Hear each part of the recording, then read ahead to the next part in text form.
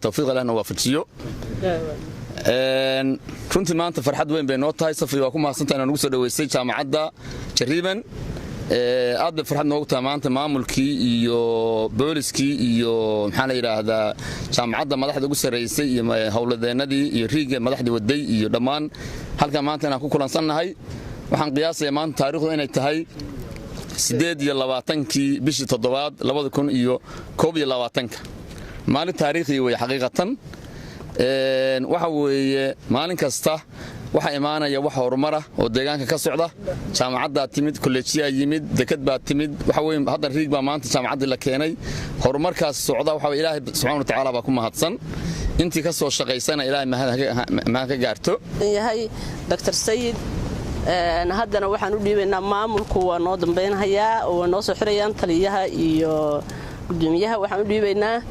gabar nagala joogta diyaasbaradii waa noo joogtaa waxa kale oo noo jooga gudigii midba hadal buu ka oranaya marka hadda madiina haye ka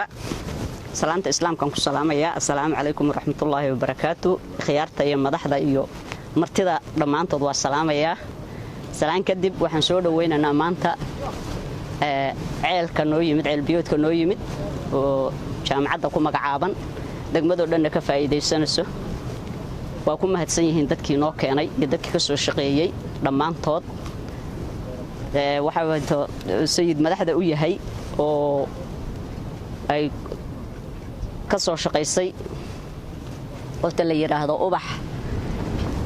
maxamed gaasacade abdi gaasacade Allah hada ma hadla qadbuqtay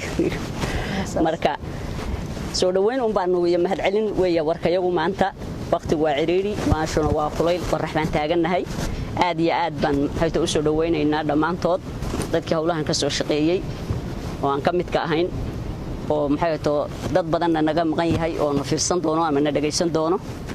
aad iyo aad bay u mahadsan yihiin waxaan kula dardaarmayaa degmada iyo dadkeeda iyo maamulkeeda iyo shacabkeeda in la soo dhaweeyo ceelka oo dhammaan gacmaha la isqabsado oo laga wada faa'iideysto khayraadka iyo maxay tahay horumarka noo yimid waa idin salaamaya dhamaantiin gudiga hadii qof xumaan kamida gudiga hadii hadal oranayso waa ku soo dhaweynayaa iyo waftida iyo askarta iyo dadka meesha muslimiinta salaanta islaamka baan ku salaamay assalaamu alaykum waraxmatullaahi wabarakaatu odayaasha meelahan magaaladan ka midnahay annagu dadkii hawshan soo wadi jiray baan nahay dadkii hoos uga hooseeyay dadkii waxaan hadda muuqda ama magaalo ha noqdo ama ceelkan ha noqdo dadkii soo wadi jiray baana oo dadkii wadi jiray uga hooseeyay waxaan mahad u celinayaa ilaahay boqorka ahaa oo hawlahan iyo dadkan iyo barwaaqadan isu keenay baan ilaahay u mahad celinayaa waxaan kaloo mahad u celinayaa dadkii ka soo shaqeeyay oo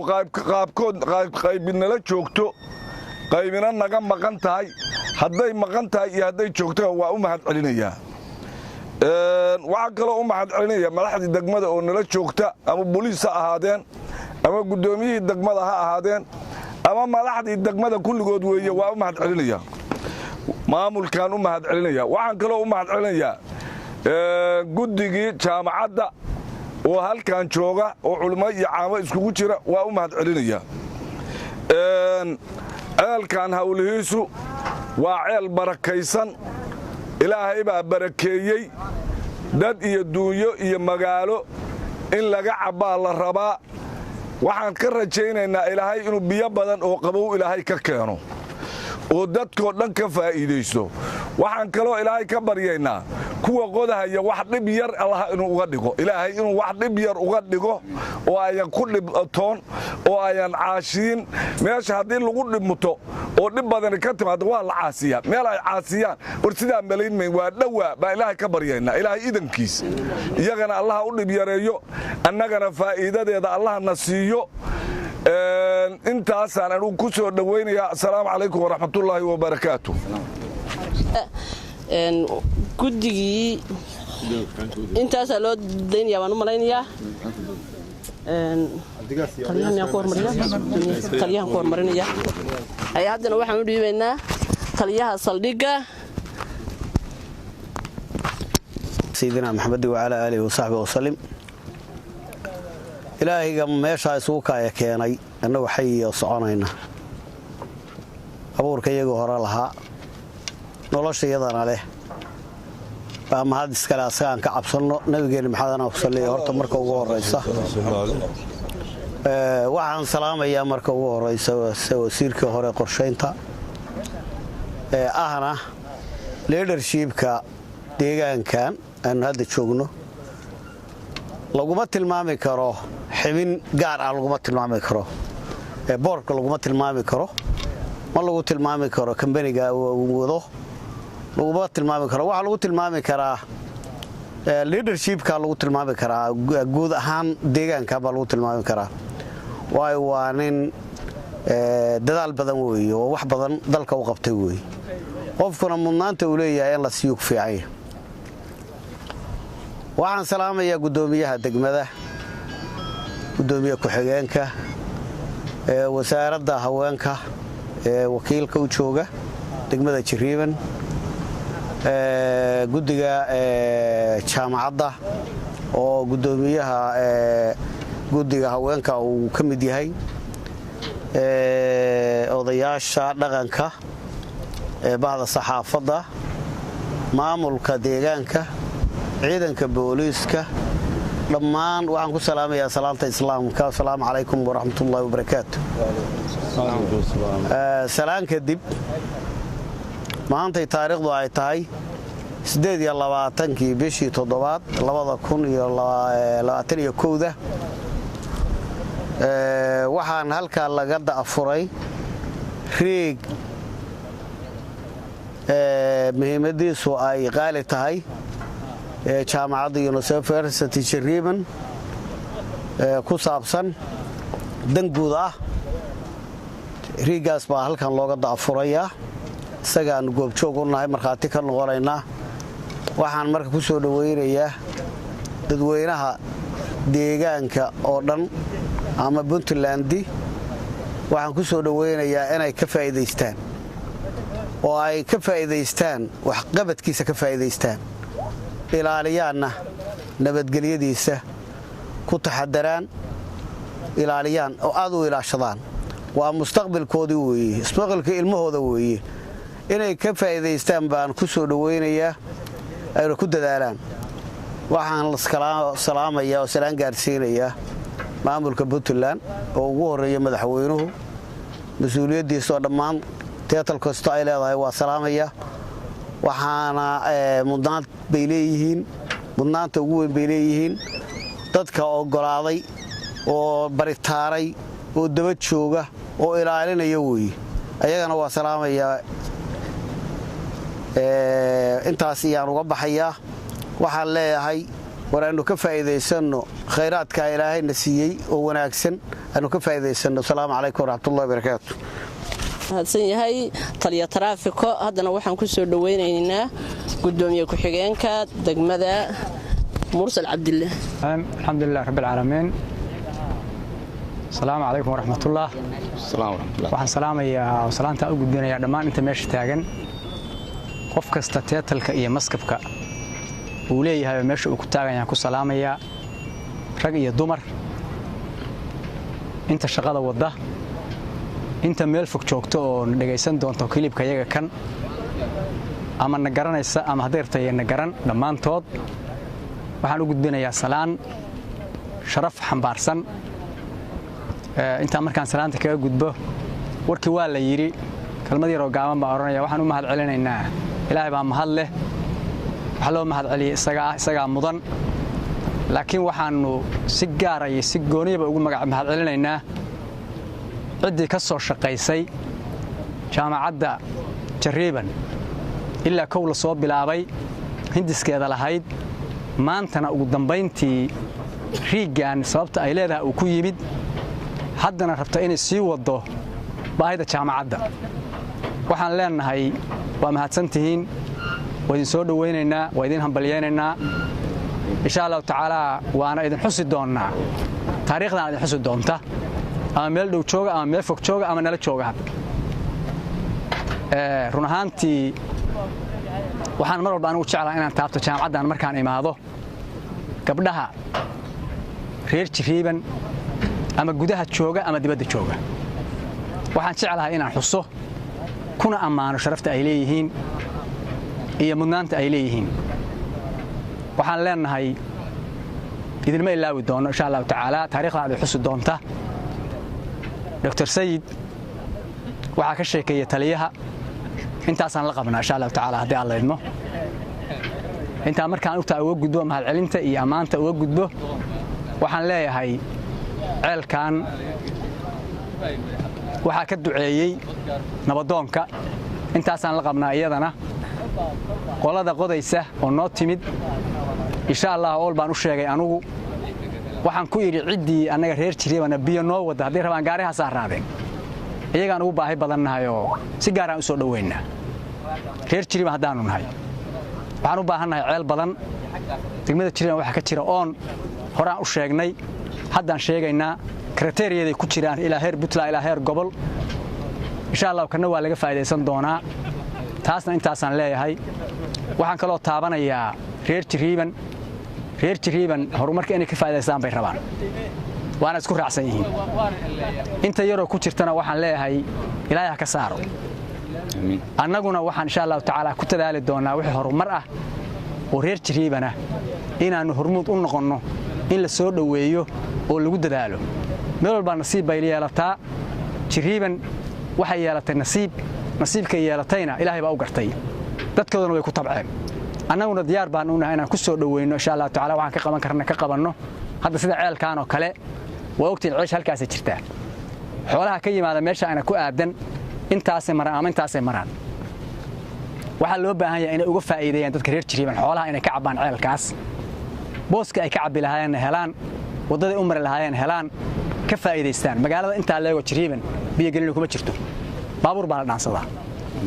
tuulooyin yaryar oo Jiriiban ka mid ah biyo gelin ku jira buubi oo kale ku sokaysa hadda waxay u baahan tahay biyo gelin in laga faa'iideysto ceelkan jaamacaddu waxay ka mid tahay magaalada waxay u baahan tahay tuubo yar oo la geliyo jaamacaddu uma baahna wax kale inta guri oo magaalada ku taal aan leenahay sidaas kale u baahan yihiin si kooban waxaan leeyahay reer Jiriiban odayaasha gabdhaha dhalinyarada cid kasta oo Jiriiban ka mid ah ha u soo istaagto hana u diyaar garowdo ceelkaas sidii looga faa'iideysan lahaa oo uga faa'iideysan lahaayeen xoolaha Jiriiban xoolaha ku dhaqanta xoolaha weeye iyo magaalada intaba waxaan leeyahay mar labaad iyo mar saddexaad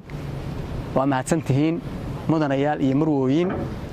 annaguna waxaan idin la garab taaganahay wax allaale wax horumar ah inaanu fududayno saa ogtihiin daraad markuu gaarigaana yimid oo meesha yimid wiilasha isbaarada jooga waxay reebeen gaariga qalabkaas siday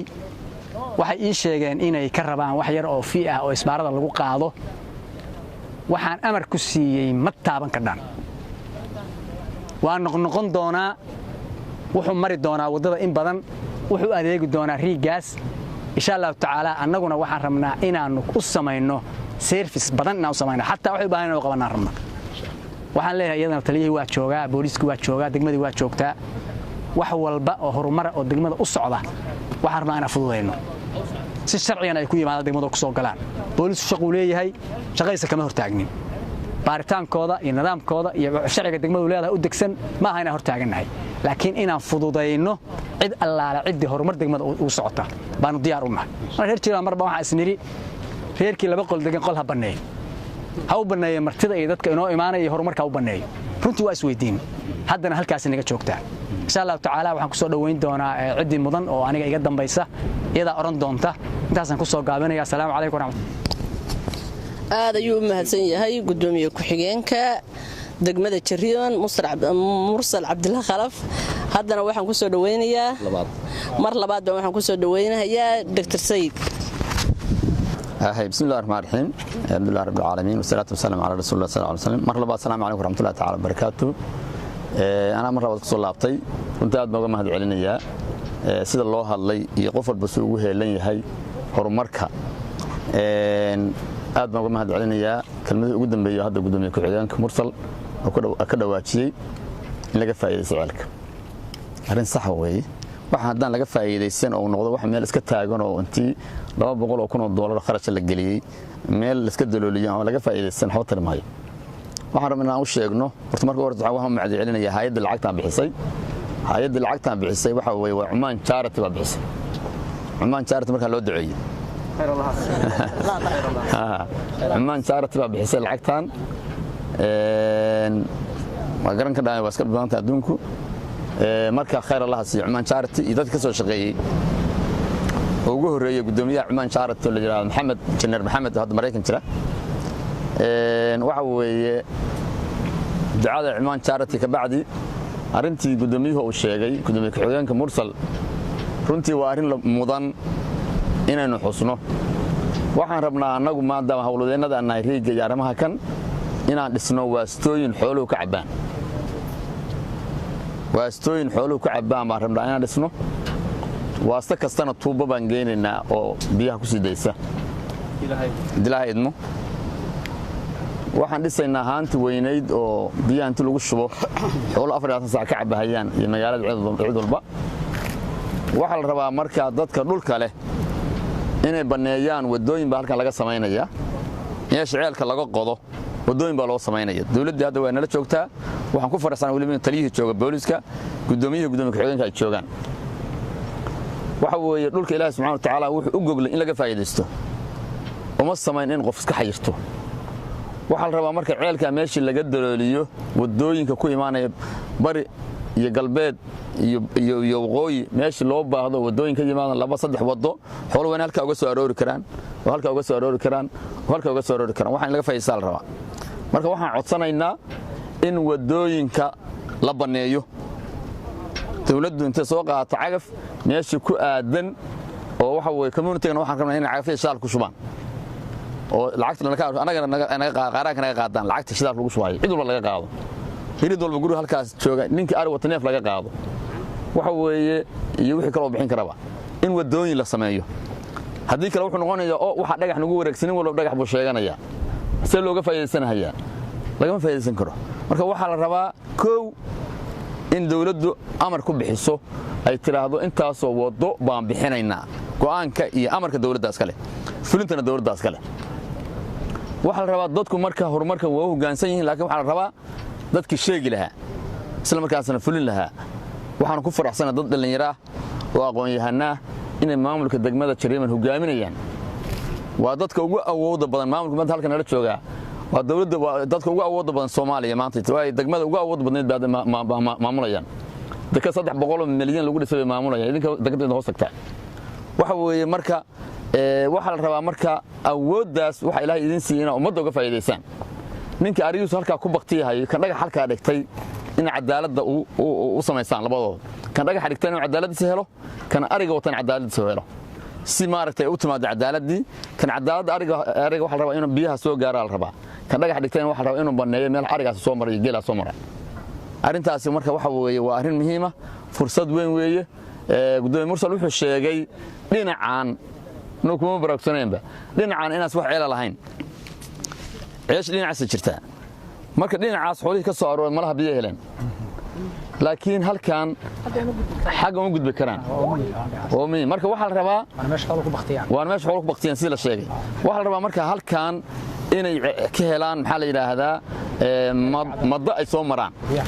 biyaha ka cabaan arinta la isma hortaagi karo wadada weyn ha goysata ha cross gareyso hasan soo madho meel ka saamado qofka ogaada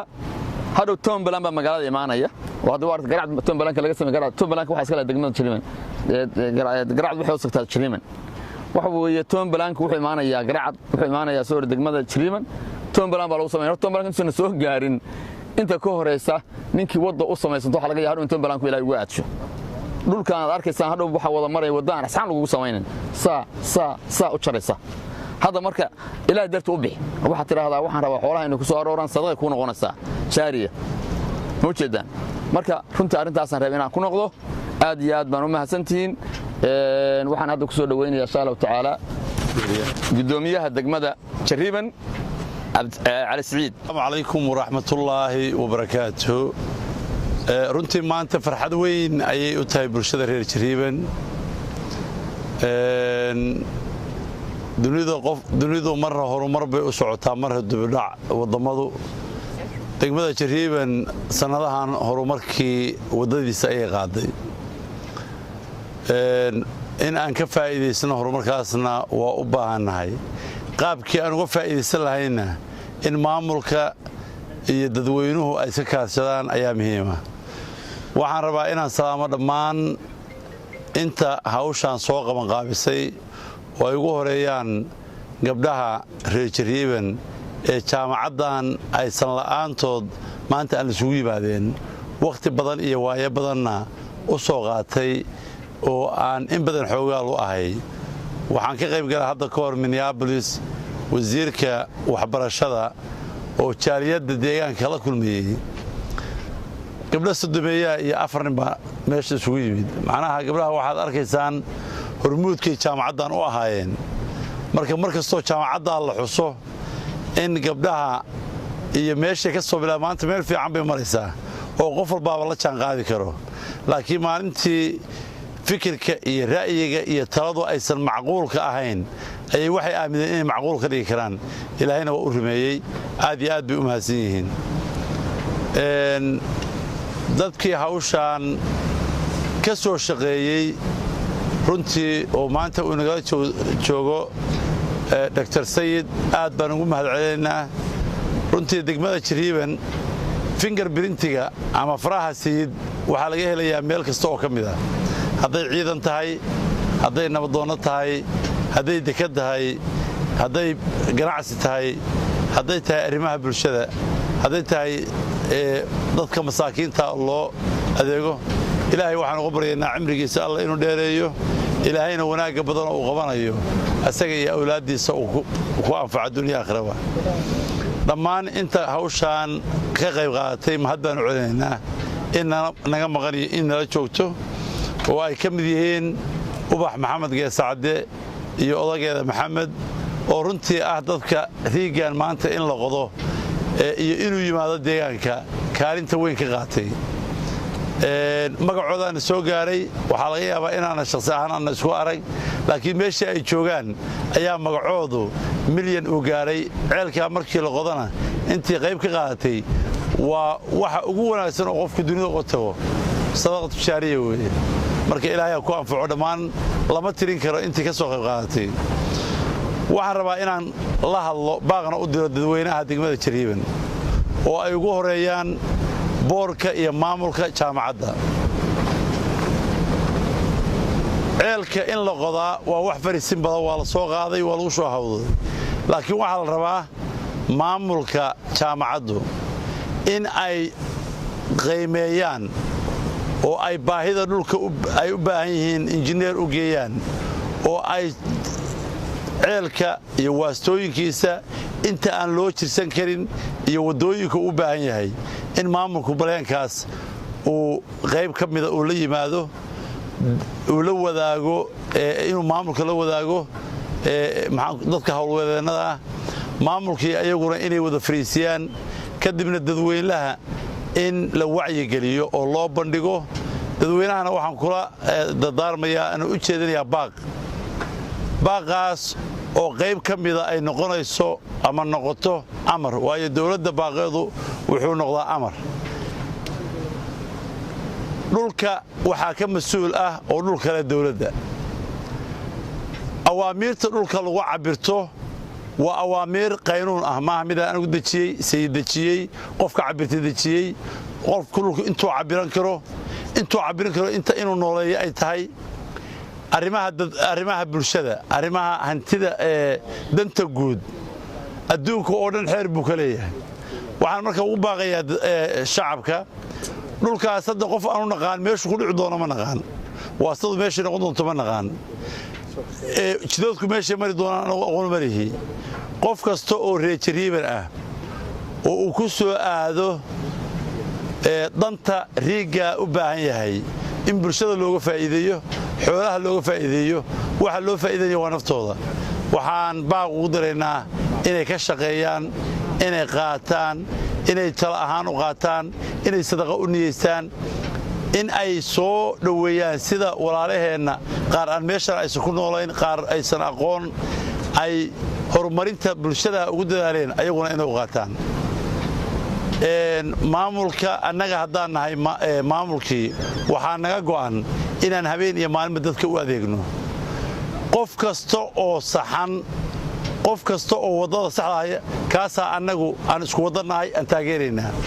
qofkii dulman isku dad baan nahay waa u hiilinaynaa qofkii dulmi wadaa marna qofkaa gacan naga heli mayo hadduu walaalkii yahay walaalnimada si kaluu igu xisaabtamayaa laakiin dulmigu wado in aan ku taageero walaalkay igu xisaabtami mayo maamulka igu xisaabtami mayo aniga iyo gudoomiye ku-xigeenka iyo taliyaha saldhigga booliska iyo xubnaha golaha deegaanku dhammaan waxaan ka midaysannahay oo aan ku tashannay in qabiil ma lihin gaara dan gaara ma lihin qofkii ku talagala ama ay niyaddiisa ku jirto inuu asxaan saaxiibtinimo iyo mid dhaqaala uu wax ku bixiyey uu dan ummadda ka dhaxaysa si qaasa ugu fushadow maskaxdaada dib ugu noqo kuma suuroobayso mana dhacayso waxaan rabaa oo kale inaan dadka howlwadeennada ama dadka noo imaanaya ama hay-ad ha noqdo ama ha noqdo nin waddo dhisaya ama ha noqdo nin ceel dhisaya waxaan rabaa in ay dadku maraan shuruucda maamulka u dhigan dowladda hoose u dhigan in lagu shaqeeya ay tahay qofkii isku daya ama damca in uu daaqad ka soo galo ama inta uu la hadlo madaxdii haddana qayb ka mida la hadlo damcadan u lahaa inuu ku fushado markaa waa la iskaga daba tegayaa khalad baad gashay khayaamo waxaad gashay maamul waa in aad u martaa waddada sacaa wixii khalad kugu yimaada wiilashaa jooga kontaroolka ama maamulka ama booliska qofkii dembi khalada kaa gala dembigaasaa lagu qaadaya adigu dembiga marka ma xukuntid adigu sidaa u damacdayna ma aha waa sidii ama shuruucda ku dhigan ama loo arko ama cadaalada dhammaan waxaan baaq u dirayaa jaaliyadda reer jiriiban oo ku nool qurbaha ku nool dadka gudihiisa ganacsatada ku nool annagu maamul cusub baa nahay maamulkaa cusub ilmuhu markay dhashaan waa la ababiyaa meel dugsiyaa la geeyaa inuu socdo iskama dhacdo inta aan socod baranayno inta aan istaagayno inta aan ordayno waxaan ka codsanaynaa dhammaan bulshada reer jiriiban in ay tala ahaan dhaqaale ahaan dulqaad ahaan inayna garab istaagaan aad iyo aad baan idiin salaamayaa asalaamu calaykum waraxmatullaahi wabarakaatu